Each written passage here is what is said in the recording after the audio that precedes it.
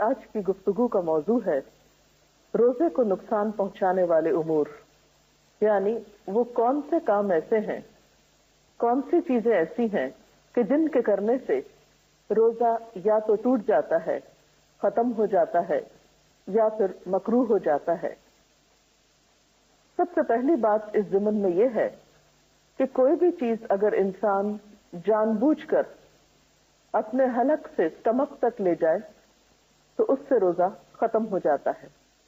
اسی طرح کچھ اور چیزیں ایسی ہیں جو روزے کی خرابی کا یا روزے کے نقصان کا سبب بنتی ہیں۔ ان میں مثلاً کان اور ناک میں اس طرح دوا ڈالنا کہ اس کا اثر حلق سے نیچے تک چلا جائے، یا وہ دوا کان اور ناک کے راستے سے حلق کو پار کرتی ہوئی معدے تک پہنچ جائے، یعنی ایک چیز آپ نے کھائی نہیں لیکن ناک کے راستے وہ وہی عمل کر رہی ہے جو منہ کے راستے کوئی چیز معدے میں داخل کرنے سے ہوتی ہے۔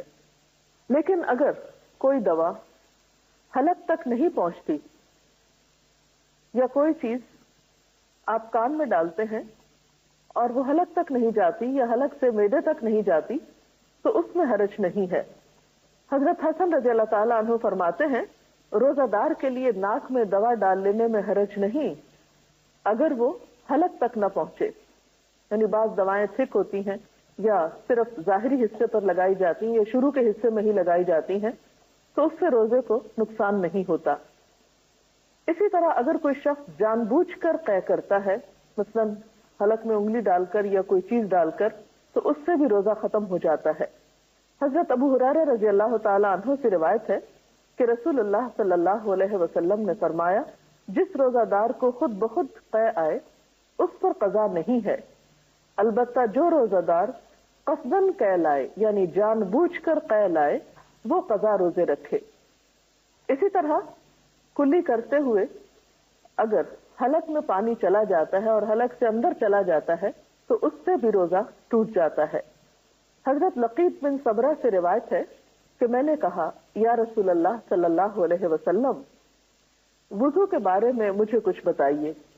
آپ نے فرمایا وضو پورا کرو، انگلیوں کے درمیان خلال کرو اور ناک میں اچھی طرح پانی ڈالو، لیکن اگر روزہ ہو تو پھر ایسا نہ کرو کیونکہ اس میں اندیشہ یہ ہے کہ پانی حلق سے معدے میں پہنچ جائے گا۔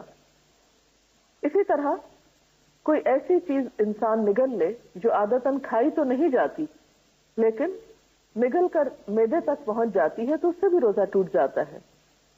مثلا کسی قسم کی کوئی لکڑی یا لوہے کا کوئی ٹکڑا یا کوئی کچا دانا وغیرہ، یعنی وہ چیزیں جو عام طور پر کھانے کے لیے استعمال نہیں ہوتی لیکن انسان ان کو حلق تک لے جاتا ہے اور وہاں سے معدے تک وہ پہنچ جاتی ہیں، تو ایسی چیزیں بھی روزے کو فاسد کر دیتی۔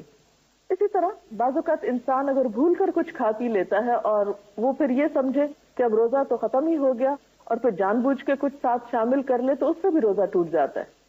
یعنی صرف بھول کر کھانے سے تو روزہ نہیں ٹوٹتا، لیکن کچھ بھول کر کھایا ہو اور کچھ اور ساتھ شامل کر لیا جائے تو اس سے روزے کا نقصان ہو جاتا ہے۔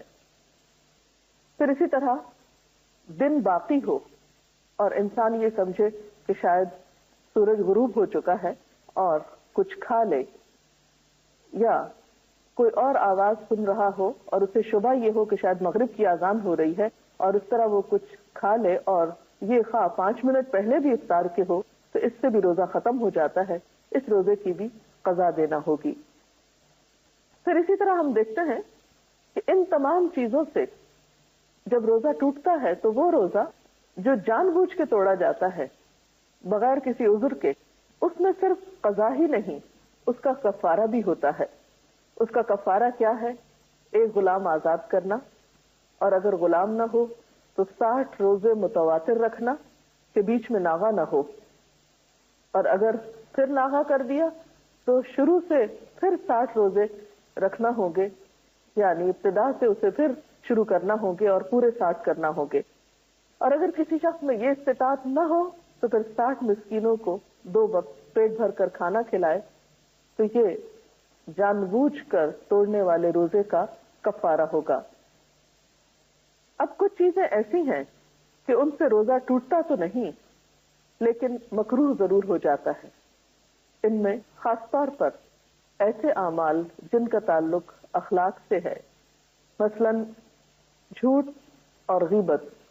حضرت ابو ہریرہ رضی اللہ تعالی عنہ سے روایت ہے، قال قال رسول اللہ صلی اللہ علیہ وسلم من لم يدع قول الزور والعمل به فليس لله حاجة ان يدع طعامه وشرابه. حضرت ابو ہریرہ رضی اللہ تعالی عنہ سے روایت ہے کہ رسول اللہ صلی اللہ علیہ وسلم نے فرمایا، جو شخص روزہ رکھ کر جھوٹ بولنا اور اس پر عمل کرنا نہ چھوڑے تو اللہ تعالیٰ کو اس بات کی کوئی حاجت نہیں کہ وہ کھانا پینا چھوڑ دے. روزے میں لڑنا جھگڑنا، گالی دینا، خواہ وہ کسی انسان کو ہو یا کسی بے جان چیز کو، ایسی تمام چیزوں سے بھی روزہ مکروہ ہو جاتا ہے اور روزہ اپنا اجر و ثواب کھو بیٹھتا ہے. اس سلسلے میں حضرت ابو ہریرہ ہی کی روایت ہے، عن ابی ہریرہ قال قال رسول اللہ صلی اللہ علیہ وسلم ليس الصيام من الأكل والشرب إنما الصيام من اللغو والرفث فإن سابك أحد أو جهل عليك فلتقل إني صائم إني صائم. حضرت ابو ہریرہ رضی اللہ تعالی عنہ کہتے ہیں کہ رسول اللہ صلی اللہ علیہ وسلم نے فرمایا، روزہ کھانے پینے سے رکنے کا نام نہیں بلکہ بےہودہ اور فحش کاموں سے رکنے کا نام ہے. یعنی روزے کی اصل روح صرف کھانے پینے کا پرہیز نہیں بلکہ بےہودہ گفتگو سے پرہیز ہے، غلط کاموں سے بچنا ہے. لہذا اگر روزہ دار سے کوئی گالی گلوچ کرے یا جہالت سے پیش آئے یعنی لڑائی جھگڑا کرے تو اسے کہہ دینا چاہیے میں روزے سے ہوں، میں روزے سے ہوں. اگرچہ اس بات کا اہتمام رمضان میں بطور خاص کرنا چاہیے، لیکن عام دنوں میں بھی اہل ایمان کی صفت قرآن پاک میں جو بتائی گئی ہے وہ کیا ہے کہ وَإِذَا خَاطَبَهُمُ الْجَاهِلُونَ قَالُوا سَلَامًا، کہ جب کچھ لوگ ان سے جہالت برتتے ہیں، جاہل ان سے کلام کرتے ہیں تو وہ کہہ دیتے ہیں سلام ہو تم پر. تو اس سے پتہ چلتا ہے کہ روزے میں اصل تربیت جس چیز کی مقصود ہے وہ انسان کا اخلاق اور کردار ہے، اور جہاں تک کھانے پینے کے چھڑانے کا تعلق ہے تو اس سے بھی اصل غرض یہی ہے کہ انسان کو ایک تربیت دی جا سکے. اس کے علاوہ کچھ چیزیں ایسی ہیں کہ جن کو اگر بلا ضرورت کیا جائے تو اس سے بھی روزہ مکروہ ہوتا ہے. مثلاً کوئی نمک وغیرہ چکھ کر یا کوئی بھی چیز چکھ کر تھوک دینا جبکہ اس کی کوئی خاص ضرورت نہ ہو. اس کے ساتھ ہی مناسب معلوم ہوتا ہے کہ کچھ ایسی چیزوں کا بھی ذکر کر دیا جائے کہ جن سے نہ تو روزہ ٹوٹتا ہے اور نہ ہی مکروہ ہوتا ہے، لیکن عام طور پر لوگوں کے دل میں بار بار سوال اٹھتے ہیں کہ کیا ہمارا یہ عمل درست ہے. ان میں سب سے پہلی چیز مسواک ہے. مسواک کرنے سے روزہ ٹوٹتا بھی نہیں اور مکروہ بھی نہیں ہوتا. ایک حدیث میں آتا ہے، عن عامر بن ربیعہ قال رأيت النبي صلى الله عليه وسلم يستاك وهو صائم ما لا احصي او اعد. حضرت عامر بن ربیعہ کہتے ہیں میں نے نبی صلی اللہ علیہ وسلم کو روزے کی حالت میں اتنی مرتبہ مسواک کرتے دیکھا کہ گن نہیں سکتا.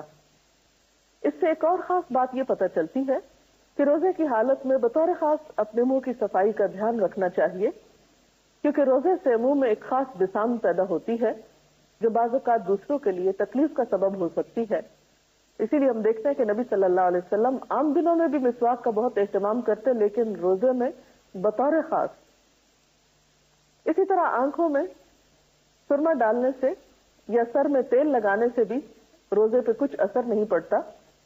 قال ابن مسعود اذا كان صوم احدكم فليصبح دهينا مترجلا. حضرت عبداللہ بن مسعود فرماتے ہیں کہ جب تم میں سے کوئی روزہ دار ہو تو اسے تیل کندھی کر لینا چاہیے، یعنی اپنی حالت سنوار کر رکھنا چاہیے.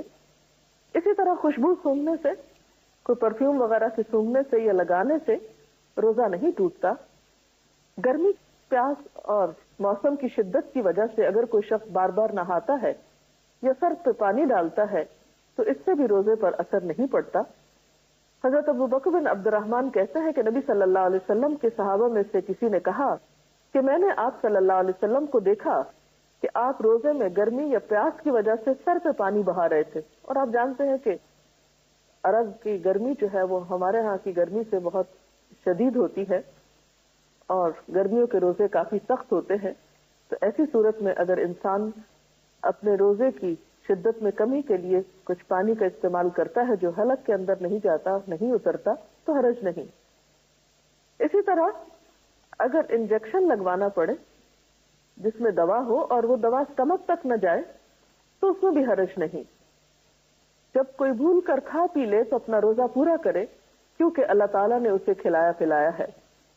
اسی طرح اگر حلق میں بے اختیار دھواں یا گرد و غبار یا مکھی وغیرہ چلی جائے جس میں انسان کا اپنا کوئی ارادہ نہ ہو تو اس سے بھی روزے پہ اثر نہیں پڑتا. اسی طرح کان میں نہاتے ہوئے پانی چلا جائے اور انسان کا کوئی ارادہ نہ ہو اس پانی کے اندر ڈالنے کا، اور کس کا ارادہ ہو سکتا ہے کان میں پانی ڈالنے کا سوائے کسی ناسمجھ کے، تو ایسی صورت میں بھی روزے پر کوئی اثر نہیں پڑتا. اگر خود بخود قے آ جائے تو اس میں بھی حرج نہیں. اسی طرح دانتوں سے اگر خون نکلے مگر حلق میں نہ جائے تو بھی روزے میں خلل نہیں آتا. اسی طرح اگر کوئی شخص غسل کی ضرورت رکھتا ہے لیکن پہلے سحری کھا لیتا ہے اور بعد میں نہاتا ہے تو بھی روزے پر اثر نہیں پڑتا. انسان کے منہ میں جو لعاب دہن ہے اگر وہ حلق سے معدے تک چلا جائے تو اس سے بھی روزے کو نقصان نہیں ہوتا.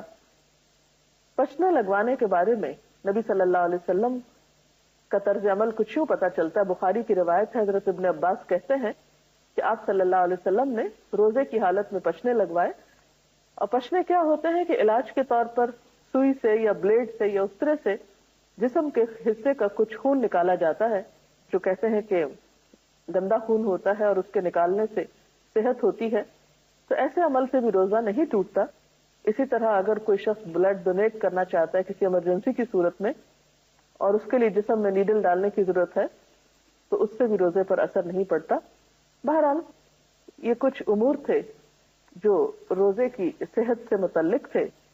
اللہ تعالیٰ سے دعا ہے کہ وہ ہمیں اس طرح رمضان گزارنے کی توفیق دے کہ واقعی ہمارے روزے اور باقی عبادات اس کے ہاں مقبول ہوں. اجازت چاہتے ہیں. اللہ حافظ.